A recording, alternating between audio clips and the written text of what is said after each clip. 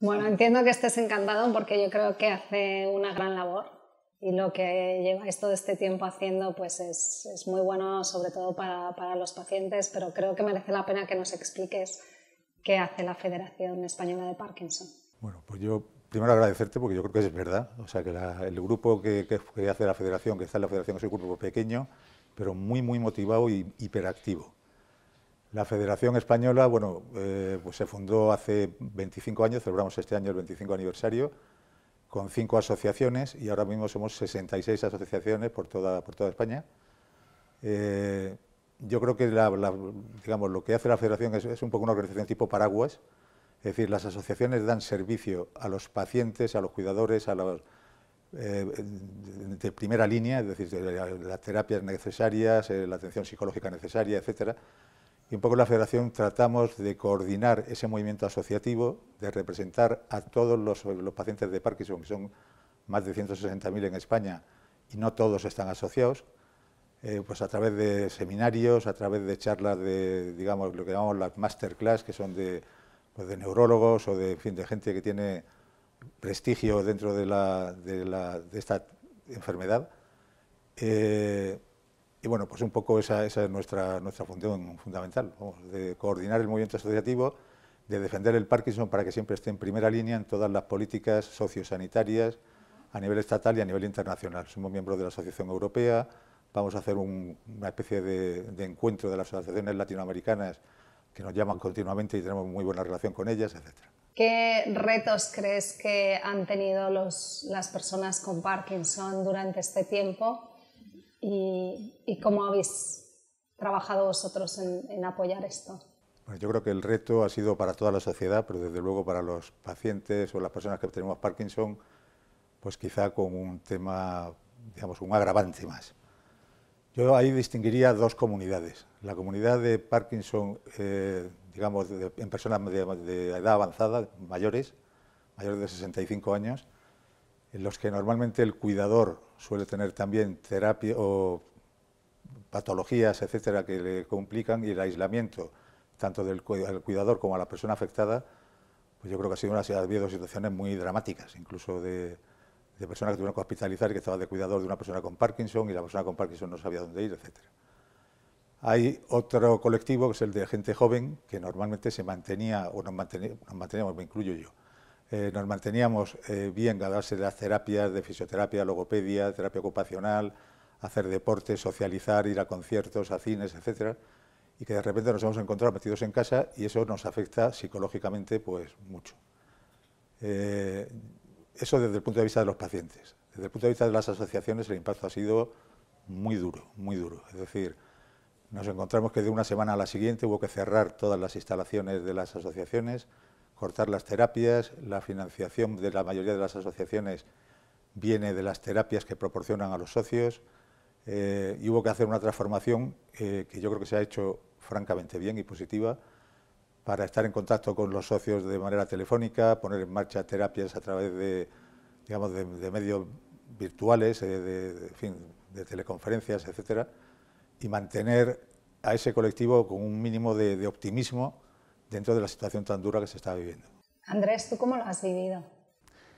La pandemia, el concepto de pandemia ha influido, pero más ha influido el confinamiento, ¿no? Más allá de la pandemia, en el sentido de que nosotros, las personas que tenemos Parkinson, pues somos mucho de rutinas, ¿no? De rutinas en el sentido de hacer, de automotivarnos para hacer las cosas, ¿no? Porque también influye psicológicamente el Parkinson. Y bueno, esas rutinas pues no siempre se podían hacer, no siempre podías salir a la calle, en el sentido de ir a la asociación o hacer tus terapias, etcétera, y desde ese punto de vista ha influido bastante. La pandemia y el confinamiento pues ha provocado situaciones muy conflictivas. Es decir, yo creo que cualquier apoyo que se dé ahora, nosotros hemos hecho desde la Federación, hicimos primero un estudio de cómo había afectado a las personas con Parkinson en colaboración con la Asociación Gallega de Parkinson y con la Fundación Curemos el Parkinson, con el aval de la Sociedad Española de Neurología, y bueno, pues ahí salió que prácticamente más del 60% de los afectados por Parkinson, de las 600 encuestas que se hicieron, habían notado un deterioro en la calidad de vida del día a día, etcétera. Sin embargo, yo creo que no centramos tanto, y yo creo que eso es algo que habrá que hacer, cómo ha afectado a la figura del cuidador, que el cuidador muchas veces sufre el estrés del entorno y el estrés de su familiar o de la persona que la está cuidando. Entonces, pues sí, es decir, el efecto ha sido durito, pero también somos gente acostumbrados a enfrentarnos a situaciones complicadas. O sea que yo creo que en general tanto los pacientes como las asociaciones están respondiendo de forma positiva. Otra cosa que mencionabas era la necesidad de terapias, ¿no? De mantener pues, una parte más activa, de mantener esos ejercicios. ¿Cómo os habéis adaptado para seguir? Porque sé que tanto desde la Federación como desde las asociaciones se han buscado métodos alternativos que siguieran o que siguieran apoyando esta necesidad que tienen los pacientes de Parkinson. Sí, en la medida de lo posible, las asociaciones, en el sentido de que son ellos los que realmente ofrecen terapias, se han reinventado adaptándose a las nuevas tecnologías en el sentido de realizar teleterapias. Casi todo lo que se podía hacer online se ha hecho, ¿no? Que además estos cambios han venido para quedarse. Es decir, yo creo que el tema de las terapias, yo por ejemplo estaba participando en fisioterapia y en logopedia, pues a través de sistemas online, etcétera, y sinceramente, el tratamiento es, pues Leopoldo, tienes que hacerlo esto de otra manera, es decir, es más personal que ver un vídeo en YouTube o en lo que sea. Yo, quería decir que también hemos aprendido muchas cosas del tema de la pandemia en el tema sanitario. Es decir, una de las cuestiones que siempre planteamos es nuestro interés y nuestro apoyo a la investigación a través del Observatorio Parkinson, que es un proyecto, yo creo que muy interesante y bien valorado por las instituciones como el CSIC o el Instituto Nacional de la Salud Carlos III, etcétera, que es aproximar los pacientes al mundo de la investigación, pero también los investigadores al mundo de los pacientes. ¿Cómo ha sido durante este año de confinamiento? Decías tú que te había afectado más la interacción con el médico, ¿no? con los sistemas sanitarios, y cómo os habéis encontrado ahí. Que se está enfocado más al COVID que las enfermedades que seguían existiendo y siguen existiendo, ¿no? ¿En qué situación está ahora, Leopoldo? Bueno, yo es que coincido aquí con Andrés totalmente, es decir, yo creo que se ha centrado toda la actividad en el COVID y no ha habido un protocolo para otro tipo de enfermedades que nos permitieran. Yo, por ejemplo, estuve ingresado por COVID durante 2 semanas en un hospital aquí en Madrid y sí reclamé un poco el que me visitara un neurólogo, pues por ver cómo me estaba influyendo en la medicación, en la falta de actividad y en la propia respiración, etcétera. Y estaba todo orientado al COVID, es decir, no había espacio para otra patología. Entonces yo creo que eso es algo que hay que revisar. Es decir, yo creo que la gente con Parkinson que yo he conocido es gente luchadora. O sea, hay gente que muchas veces, no es gente que se resigne y decir, joder, pues me han diagnosticado esto, qué faena, tengo que ya separarme de la vida del día a día, etcétera.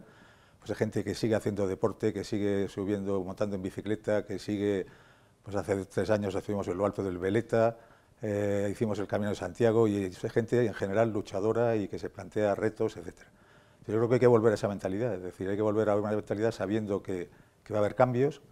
Yo, por ejemplo, creo que cada vez va a ser más importante la tecnología, y lo siento, en la medicina. Lo que quiero decir es que además hay un tema también importante, es que somos personas y no tenemos por qué avergonzarnos. Es decir, hay gente que tiene una enfermedad y gente que tiene Parkinson. Y ni yo lo he buscado ni nadie lo ha buscado. Entonces, pues el decir por la calle, oye, pues me han diagnosticado Parkinson, hasta ahora daba como vergüenza, había como una especie de pudor de, joder, pues está vuelto viejo de repente y tal. Pues no. Es verdad que la edad es un factor de riesgo y que desgraciadamente hay más personas con Parkinson a partir de los 60 o 65 años, pero cada vez se diagnostica más gente joven. Y sobre todo, independientemente de la edad en la que se diagnostique, el tema es que el Parkinson es una enfermedad más. Y a mí yo no me siento avergonzado, la verdad. Yo creo que ahora se están retomando las consultas, pero probablemente no tengamos hasta dentro de un tiempo la dinámica o la secuencia que teníamos antes, ¿no? Si a lo mejor cada mes tenías una visita, pues a lo mejor ahora es cada mes y medio hasta que esta masa, ¿no? se vuelva a ordenar. Claro, y yo creo que es muy importante que aproveches bien ese momento. Y no sé si es un mensaje que querríais trasladar, porque a mí personalmente me parece importante Y bueno, y vosotros que habéis trabajado mucho, ¿no?, en preparar bien la visita y tal, porque al final caemos en el riesgo de asumir cosas que han pasado como parte de la normalidad, porque al final las llevas un año viviendo, ¿no? Lo que tú decías, hay un paréntesis en el que has aceptado una serie de cosas. No sé si realmente es bueno decir, oye, no hay que aceptar, hay que reflexionar, hay que pensar, hay que ir bien preparado y aprovechar al máximo esa oportunidad. Y también quizá poner en valor, lo digo por ver las dos partes, digamos que el médico entienda el esfuerzo que se ha supuesto el preparar la entrevista. Es decir, que hay muchas veces pues que eso no se pone en valor. Es decir, claro, pero quizá por decirlo... Pero como dice José, vamos a ponernos positivos. Bueno, Leopoldo, te quería preguntar, porque durante la pandemia, y hablábamos antes, ¿no?, de la oportunidad que daban las nuevas tecnologías, ha habido quizá en la forma de mantener esa interacción entre los sistemas sanitarios o los profesionales sanitarios y las personas con Parkinson tres vías, ¿no? Una la telefónica, otra la telemática y otra la presencial cuando se ha podido. ¿Cómo ves estas tres oportunidades y ahora que volvemos a una mediana normalidad, cómo haríamos para maximizar estas oportunidades en un mundo compartido? Yo creo que los tres sistemas de atención médica son válidos en determinadas circunstancias. Es decir, la atención telefónica, pues en el primer impacto de la pandemia, el confinamiento, la incertidumbre, el no saber qué hacer, los cambios en el propio paciente, etcétera, etcétera, la única alternativa fue la telefónica y yo creo que además funcionó bien porque tranquilizó a los pacientes, les dio pues, la posibilidad de hablar con sus médicos, de ver cuál era su evolución, de transmitir cuál era su evolución, etcétera.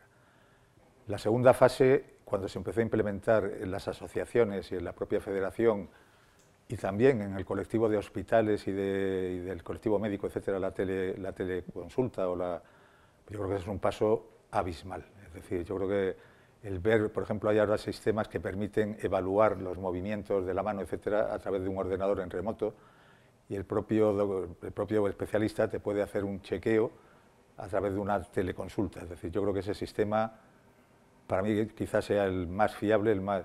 Ahora, nunca hay que olvidar lo que es el trato personal y la relación humana. Es decir, esta es una enfermedad de largo recorrido en que nos va a acompañar durante 30 años, 20 años, ojalá 50, es decir, toda nuestra vida, y tenemos que tener una relación más personal, más humana con el especialista que nos está llevando.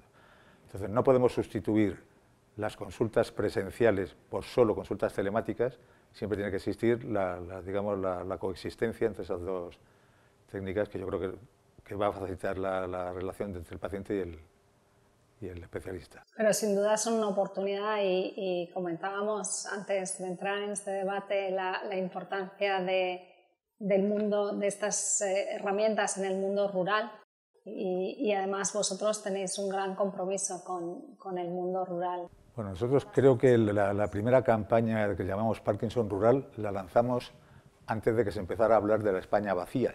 Es decir, sí, la verdad es que creo que sí. Y fue un proyecto muy interesante que estuvo apoyado financiado por la Unión Europea. Se implementó en una serie de áreas de España que nos vinieron prefijadas y tuvo pues muchísimo impacto tanto en las diputaciones provinciales como en pueblos, como en pues entidades, por ejemplo, cámaras de comercio, etcétera, que se involucraron en hacer llegar las farmacias. Por ejemplo, participó también el colectivo de farmacias rurales, que tienen muchísimo que ver porque el mantener la medicación, esa atención, ese saber cómo está un paciente de Parkinson en un entorno rural, pues lo hace fundamentalmente el farmacéutico y el médico del pueblo. Entonces, la teleconsulta para el mundo rural es una auténtica revolución. Yo creo que es un paso adelante importantísimo. Lo normal en Parkinson es que la consulta con el especialista la tengas pues 3 al año o algo. O sea, que es un momento, es un momento importantísimo en el que además se plantea cambiar la medicación, evaluarla, etcétera. Entonces, y después de salir de una pandemia como esta, a mí me cuesta trabajo ahora, y en general a todos, distinguir cuáles son los síntomas de la evolución del Parkinson por sí mismo y cuál nos está influyendo, pues, aspectos psicológicos o aspectos de estrés, etcétera, etcétera, del confinamiento y de la pandemia. Entonces yo creo que la preparación de la consulta es siempre importante, pero ahora que estamos saliendo de este túnel, digamos, yo creo que es de verdad muy, muy, muy importante. Yo creo que es fundamental. ¿Dónde pueden encontrar las personas ayuda para eso? La Federación ha hecho un gran esfuerzo y las asociaciones también. Yo creo que prácticamente todas en su página web, desde luego la Federación lo tiene documentos y, digamos, guías para preparar una consulta con el especialista de manera ordenada, porque después hay otras muchas veces que, joder, pues, me duele la cabeza, me siento confuso, pero no hay una manera de transmitir al especialista qué es lo que ha mejorado, qué es lo que ha empeorado, qué es lo que... O sea, ese orden yo creo que ayuda muchísimo a la preparación y yo creo que se puede encontrar desde luego en la página web de la Federación, sin ninguna duda hay un apartado para preparar la visita al especialista.